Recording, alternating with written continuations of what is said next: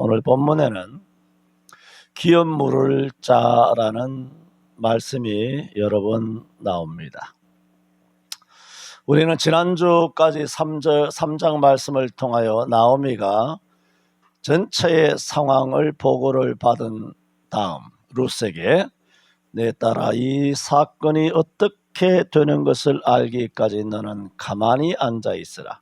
그 사람이 오늘날 이 일을 성취하기 전에는 쉬지 아니하리라 했던 이 말은 하나님께서 우리를 구원하시기 위해서, 지키시기 위하여 지금도 기도하시기 위한 여호와의 쉬지 아니하시는 열심의 그림자가 되고 있다.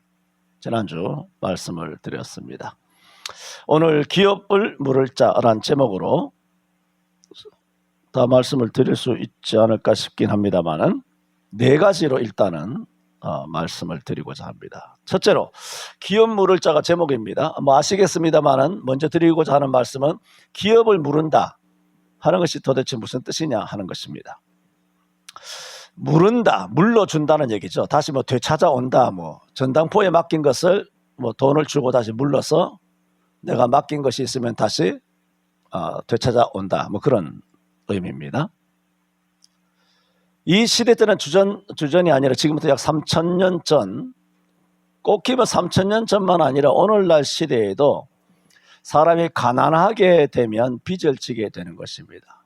빚을 지게 되면 채무를 갚아야 되고, 채무를 갚지 못하면 을의 그 악덕 사채업자들이 몸으로 때워라 하여 그 사람을 잡아다가 무슨 신안이라든가 염전노예라든가 아니면 외항선에 팔아버린다든가, 여자 같은 경우에는 술집으로 넘긴다든가, 이런 일이 지금 없는 게 아니거든요.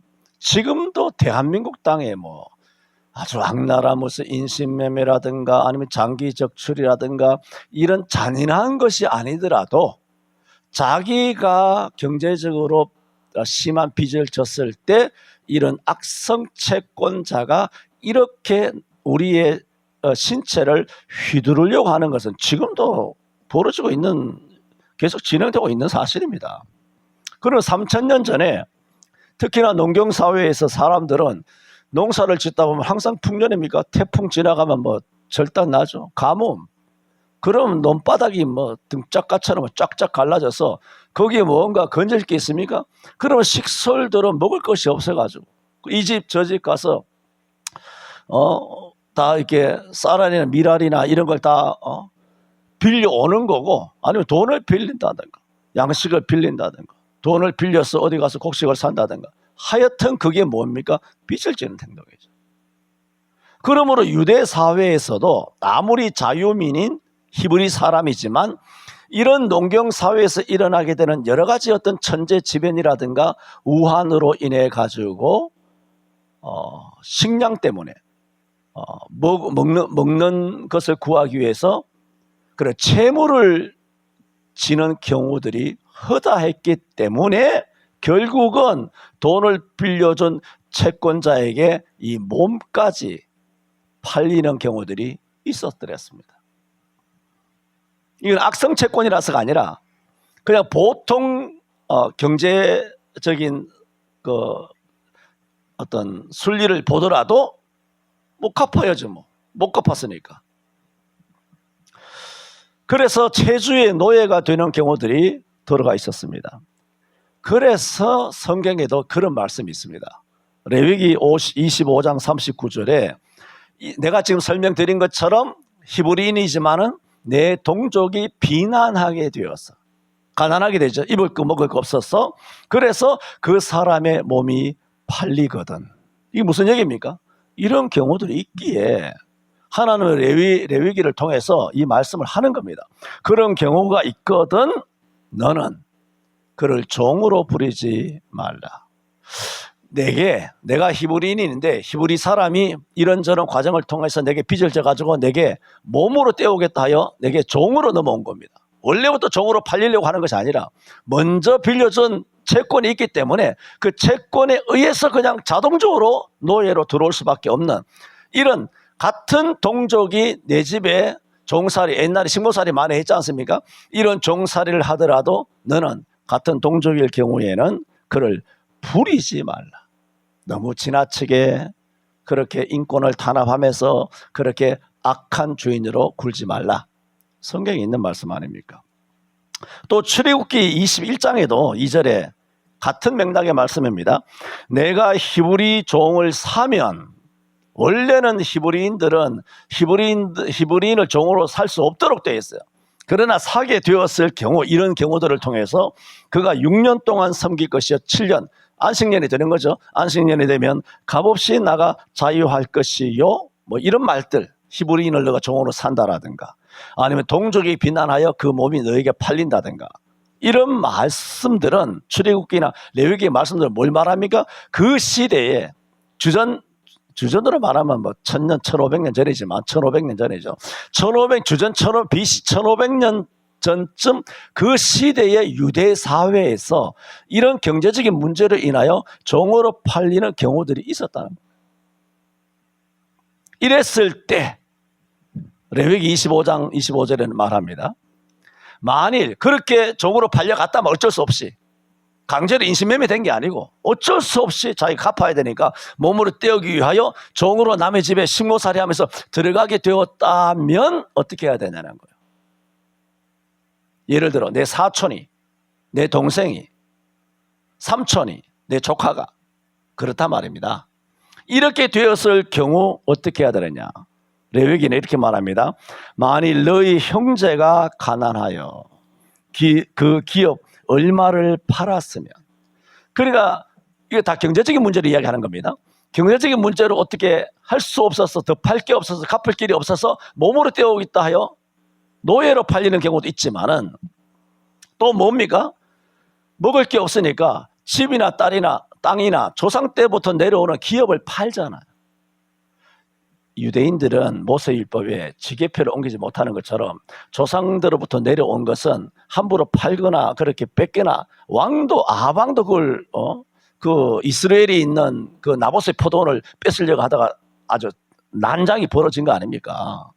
그런 것처럼 그래 지계표를 함부로 옮길 수가 없긴 하지만, 전술한 것처럼 이런 경제적인 문제로 조상 때부터 내려오는 땅을 팔아가지고 그걸 가지고 어떻게든 먹고 살아야 되니까 굶어 죽지 않고 살려면은 그걸 돈으로 바꿔가지고 식량을 했단 말입니다. 사서 살았단 말입니다. 그래서 기업 얼마를 팔았으면 가까운 근족이 와서 동족에 판 것을 물을 것이요. 그랬어요. 그래 금년에 팔았는데 내년에도 돈이 없어. 그 해에도 돈이 없어. 그러면 계속 땅이 남의 집에 있잖아요. 그러면 좀 형편이 괜찮은 친인척이, 가까운 근족이 이런 형편을 보고 일부러 뭐 노름해서 그렇게 집안이 넘어간 것도 아니고 어쩔 수 없는, 먹고 마시는 것 때문에 이렇게 넘어간 상황은 친인척이니까 다 알 거 아닙니까? 요즘은 서로 모르지만은 옛날에는 다 친인척이 시족 마을이라 그래서 같이 지내고 해서 다 숟가락 몽둥이까지 몇 개 있는지 집집마다 다 알지 않습니까? 그래서 그가 방탕한다든가 사치한다든가 노름해서 땅에 넘어간 것이 아니라 처자식 먹이 살리기 위해서 어쩔 수 없이 기업에 넘어갔는데도 기업을 다시 물을 만한 경제적인 회복이 안 된 그런 친척이 있다라면, 경제적으로 좀 여유가 있는 사람이 그것을 돈을 주고 다시 그 땅을 되찾아와서 물러라. 그 기업이 계속 그 사람에게 상속될 수 있도록 하라. 이게 뭐냐? 전체적으로 물은다. 뭐 노예로 팔려갔으면 그걸 사는 거고, 땅이 넘어갔으면 땅을 사는 거고, 집이 넘어갔으면 집을 사는 거고, 이렇게 이 물은다고 했을 때의 전체적인 의미는 그런 것입니다. 그런데 지금 경제적인 문제를 쭉 말씀드렸잖아요. 경제적인 문제 이외에 또 다른 문제가 있습니다. 예를 들어 경제적인 문제가 아무것도 없었어. 아무 문제가 없었어. 조상 때부터 오는 땅도 내가 계속 상속했어. 계속 그렇게 유지하면서 잘 지내갔는데 내가 나이가 많았어. 이제 임종하기 다 됐어. 조상부터 내려온 땅인데 농사를 못 짓는단 말이야. 고령이 되면. 그런데 내 후손이 없는 거야. 그럼 어떻게 해? 후손이 없단 말이야. 아까는 경제적인 문제로 팔렸을 때 그 돈을 주고 물러오는 거예요. 이런 물음이 있고, 지금 두 번째는 경제적인 문제가 아니라 자손 문제예요. 자손인데 아무개 사촌네, 아무개 숙부네, 아무네 뭐 백부네, 그런 가정에 백부네 집에 백부 내외만 살고 계시고 조카가 없는 거야. 무자식이야. 그리고 70, 80 고령인데 농사도 못 지어. 농사 몇 년째 밭을 논을 놀리고 있어. 그리고 병약해서 임종이 가까워져 있어. 그럼 그 땅이 어떻게 됩니까? 어떻게 될까요? 불모지가 되잖아요. 이래 되면 그 땅이 놀고 있기 때문에 이게 하나님이 주신 기업, 조상부터 내려온 기업에 대하여 어떤 면에서는 죄를 짓는 것입니다. 이럴 경우에는 아까는 빚을 진 경우라 말씀드리고 지금 후손의 문제와 연관해서 말씀드리는데, 그래서 이런 경우는 어쩔 수 없어요. 자손이 없으니까. 누군가 백부에서 가까운 친척이면 누굽니까? 아니면 숙부가 되든가, 아니면 그 밑에 뭐 동생이 되든가, 이모가 되든가, 고모, 뭐 여자 쪽으로는 좀 멀지만은, 이렇게 해가지고 뭐 어떻게 다 동생이 기업을 모른다든가, 아니면 동생에게 있는 뭐 아들이 셋인데 둘째 아들을 백분에 자기 형님들 집에, 옛날에 그런 게 많았지 않습니까? 아들 구워줘서 형님네 아들 삼고, 그렇게 해서 우리 백부의 큰 형님이 짓지 못하는 그 농사를 계속 짓고 유산을 받아서 그 집의 큰 형님의 아들로서 계속 그게 뭘까요? 물으는 거예요. 자식이 없었을 때 물을 수밖에 없잖아요. 또 하나, 자식이 그냥 없는 게 아니에요. 이거는 원래 무자식이 되어버렸잖아요. 무자식이 됐는데 자식이 잘 있어. 지금 마지막 드리는 이 경우는 뭐냐면, 예를 들어 뭐 어떤 사람에게 뭐 3남매가 있었어. 2남매든 3남매 있는 뭐 4년든 뭐든 관계없어. 여자는 시집가니까 끝이고 3남매가 있는데, 어떻게 그 당시에 뭐 기근으로 병으로, 왜 옛날에는 아들 7, 8 낳아도 나중에 다 장성하고 나면 아들 서너밖에 안 남잖아요. 왜? 병으로 죽거든요. 나다가 출산하다가 죽고, 뭐 엄마도 죽을 때가 많으니까. 그래서 자라다가 죽고, 홍역 걸려서 죽고, 패스트 걸려서 죽고, 콜레라, 뭐 장티푸스 걸려서 죽고, 뭐 겨울 되면 뭐 못에 가서 뭐 얼음 지친다고 하다가 뭐 얼음이 녹아가지고 얼음에 빠져서 죽고, 많잖아요. 여름에 수영한다고 빠져 죽고, 차에 빠져 죽고. 이렇게 죽다가 하나는 군대 가서 죽고 뭐 이렇게 하다 보니까 아들 셋인데, 예를 들는 겁니다. 아들 셋인데 원래 있었어. 아니 다 죽어버렸어. 이것도 뭐요? 무자식이 돼버린 거예요. 아까는 자녀를 못 낳아서 무자식이고, 지금 아들들이 하나든 둘이든 셋이 있었는데, 말하자면 전쟁통에 셋이 다 죽어버린 거예요. 셋이 다, 여러분 이 설교를 들으면서 굳이 깨려고 노력 안 하셔도 됩니다. 이런 설교를 듣고 이게 잠이 안 올 수가 있습니까? 왜? 너무 딱딱한 설교이기 때문에. 그래서 전혀 신경 안 쓰셔도 됩니다. 뒤에서 등 찌르지 말고, 등 찌르면 내가 더 신경 쓰이잖아요. 편히 주무시는데 평안을 깨우는 그런 피스 메이커가 아니라 브레이크가 돼가지고는 그렇게 하면 안 된다, 그 말입니다. 푹 주무시게. 어렵습니다. 저도 이 혼신 예배 가끔 하잖아. 하면 나도 졸음이 오는데 언제 말씀 마치나 아이고 빨리 마쳐야 되는데. 그 생각만 들고 몇 분 지났나 이거 내다보고.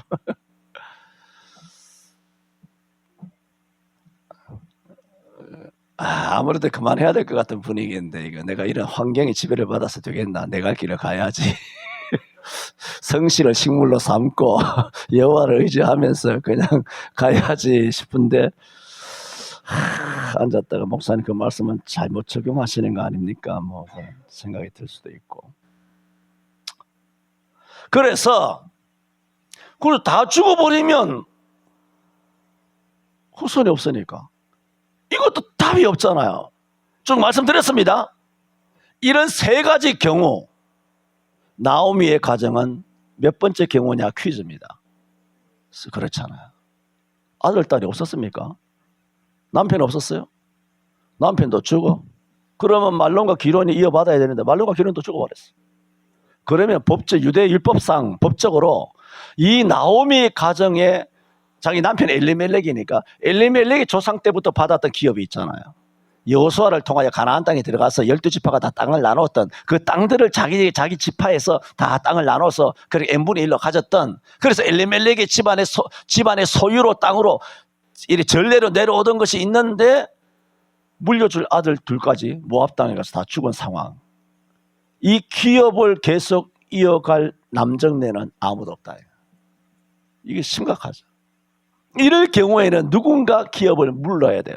이럴 때는 돈 주고, 빚이라서 돈을 주고 채권을 찾아오는 게 아니잖아요. 돈이 아니라 이 자식이 없으므로 누군가 이 기업을 이어받는다. 그 물러야 돼요. 물러줘야 되고 물러받아야 돼요. 물려받아야 돼요. 이것도 기업을 물르는 거예요. 원래 의미는 이 의미가 가장 강한 것이죠. 어째 기업을 물러받아야 되는데 이것도 어떻게 하느냐? 이것도 순서가 있어요. 그렇잖아요. 2천보다는 3천에 가깝고 4천보다는 5천보다는 4천에 가깝고 4천보다 3천에 2천보다 1천에 가깝고 천수 가까운 대로, 또 뭐 천수가 같은 3천이더라도 가장 가까운 거, 첫째 3천이냐 둘째냐 셋째냐, 그 순서가 서열에 있지 않습니까? 집집마다. 그런 혈통적으로 가까운 그 촌수 순서가 뭐냐? 이 나오미 가정의 그 엘리멜렉이죠. 엘리멜렉의 가정의 그 엄청난 재산과 소유를 물려받을 법적인 그런 권리가 있는 거죠. 서열이 있어요. 첫 번째. 그런데 이 서열에서 보아스는 서열이 두 번째였어요. 이것을 나오미는 알았어요. 나오미가 뭐라 그랬냐면은 룻기 2장 20절에 이렇게 나오미가 말한 적이 있어요. 그 자부 룻에게 말하기를 여호와의 복이 그에게, 그러니까 보아스에게 있기를 원하노라, 그 얘기잖아요. 그가 생존한 자와 사망한 자에게 은혜 베풀기를 그치지 아니하도다. 나오미가 뭐라고 말합니까? 룻에게 말하되 그 사람은 우리의 근족이긴 우리의 근족인데 우리 기업을 물을 자 중 하나이라 그랬어요. 나오미가 말하잖아요. 나오미는 잘 알 거 아닙니까? 시어머니고 원래부터 유대인이기 때문에 자기 남편 엘리멜렉 쪽에, 본가 쪽에 가장 가까운 친척이 누군지 훤히 알고 있잖아요. 그런데 나오미는 세컨드라는 거예요. 퍼스트가 아니란 얘기죠.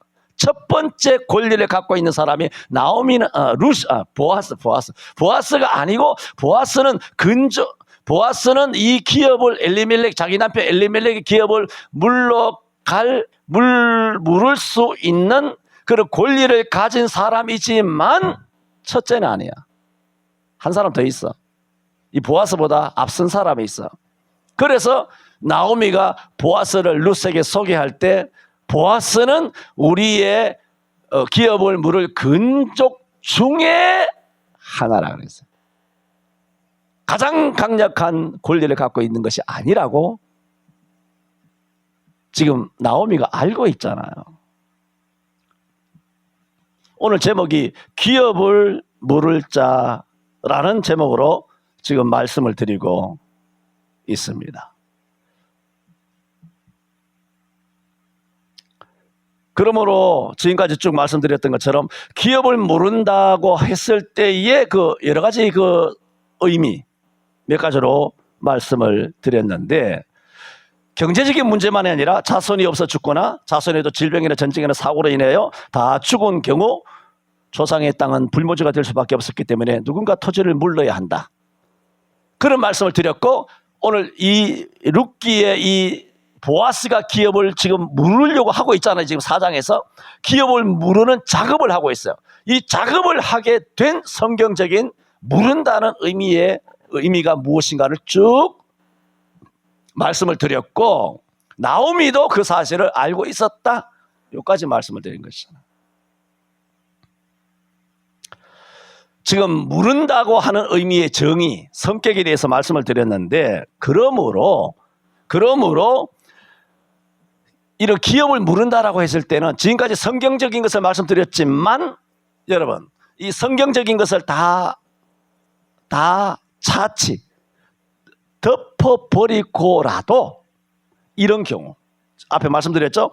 이런 경우 친척이라면 경제적인 문제에서 채권을 다시 찾아오고 빚에서 노예된 조카를 데리고 오고 아니면 집안에 남자아이들을 다 죽어가지고 없을 경우에 뭐 어떻게든 가족끼리 의논해서 셋째를 뭐 둘째네 집에 입양식으로 해가지고 그 기업을 물러야 되지 않겠느냐. 이건 성경을 빼고라도 이게 인륜상으로도 이게 다 이렇게 해왔잖아요. 이거는 인간의 어떤 면에서는 도리잖아요. 꼭 율법이어서가 아니라 이 도리란 말이에요. 그걸 말씀드리는 겁니다. 그러므로 기업을 물은다라는 의미가 뭐냐는 거죠. 의미는 그런 어려움을 당한 친척을 그 어려움에서 구원하는 것이기도 하지만 또 그 기업을 물러야 하는 어떤 면에서 권리이기도 하지만 실제 큰 의미는 뭐예요? 권리이기보다는 의무예요. 의무. 아무도 뭐 무주강산된 아무개 형님의 그 큰 땅을 내가 물려받아야지 하고 욕심을 부린다는 것이 아니라 그렇게 하려거든 내가 뭔가 의무감을 가지고 책임감을 가지고 그렇게 기업을 물러야 한다. 그래서 권리보다는 의무 쪽에 무게감이 더 있어요. 그러므로 이 물은다라는 개념은 뭘 말하고 있습니까? 적어도 가족이나 특히 가족 구성원끼리는 어떻게 해야 된다? 결속이 돼야 된다. 결속과 책임을 우리에게 교훈하고 있는 말씀이다. 라는 말입니다. 이걸 디모데전서 5장 8절에 누구든지 자기 친족, 특히 자기 가족을 돌아보지 아니하는 자는 믿음을 배반한 자요 불신자보다 더 악하니라 그랬어요. 그러므로 디모데전서 5장 8절의 이 말씀이 뭐 레위기나 출애굽기에 있는 말씀, 오늘 룻기에 있는 말씀처럼 기업을 물은다라고 했을 때의 정신을 말씀해 주고 있는 겁니다. 누구든지 자기 가족, 자기 친족, 특히 자기 가족을 돌아보지 아니하는 자는 믿음을 배반한 자요 불신자보다 더 악하다. 나쁜 놈이다. 그런 얘기죠. 물론 뭐 이것을 뭐 100% 다 적용할 수는 없어요. 그것은 문제가 없어야 되잖아요. 전에도 말씀드렸던 것처럼 교회가 구제를 하고 뭐 장악을 하고 다 좋아요. 하지만 술 먹고 농땡이 친다. 나와서 도박했다.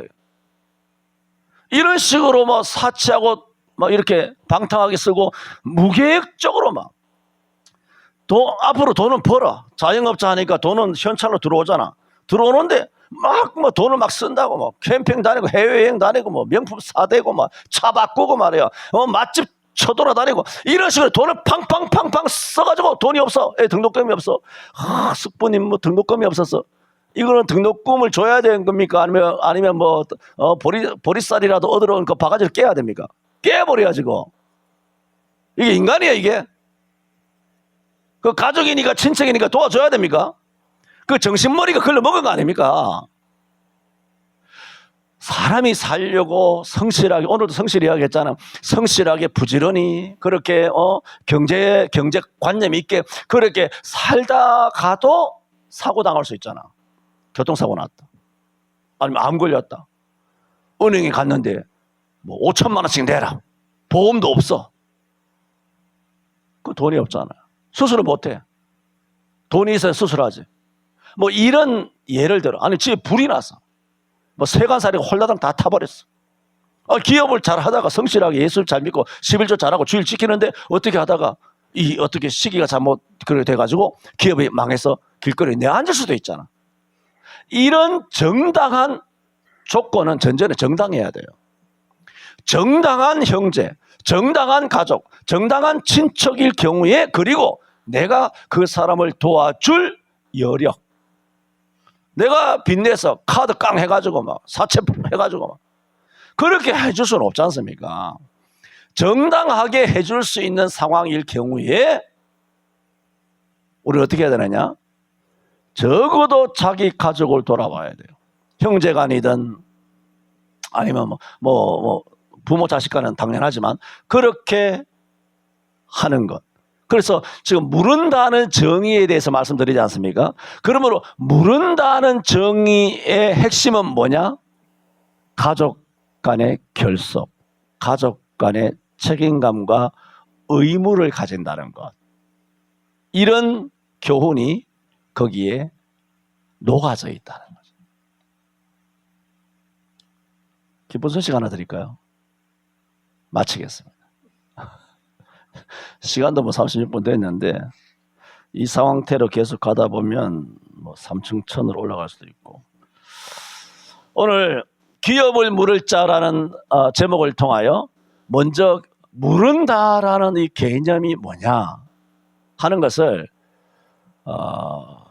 총체적으로 여러분에게 말씀을 드렸고, 이런 총체적인 성경적 의미의 배경을 알아야 보아스가 그 엘리멜렉의 가정의 기업을 무르게 되는 이 경우가 어떤 경우에 해당되는지, 이 의미가 무슨 의미인지를 우리가 알 수가 있는 겁니다. 이런 기업을 무르는 것이 뭐냐? 결국은 이게 어디를 가냐?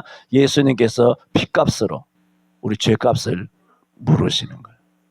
핏값으로 우리 죄값을 물으시는 거예요.